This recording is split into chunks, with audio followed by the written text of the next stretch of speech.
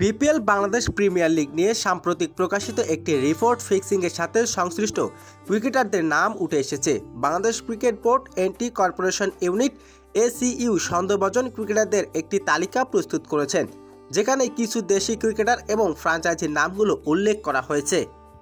Report অনুযায়ী সবচেয়ে আলোচিত নামটি হলো এনামুল হক বিজয়। অভিযোগ করা হয়েছে তিনি 3টি আলাদা ঘটনার সাথে জড়িত থাকতে পারে, যা ফিক্সিংয়ের সাথে সম্পৃক্ত। এর পাশাপাশি শফিউল ইসলাম, তিশাল পেরেরা, মেহেদী শেখ, আরিফুল ইসলাম, মিথুন আলী সহ কয়েকজন ক্রিকেটারের নাম উঠে এসেছে।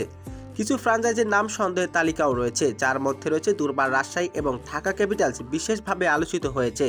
এই রিপোর্ট বলা হয়েছে যে ফিক্সিংয়ের সাথে জড়িত থাকার জন্য অভিযুক্ত ক্রিকেটারদের মধ্যে কিছু গুরুত্বপূর্ণ খেলোয়াড় রয়েছে, যারা দলগুলো খেলার বড় প্রভাব ফেলতে ফেলে।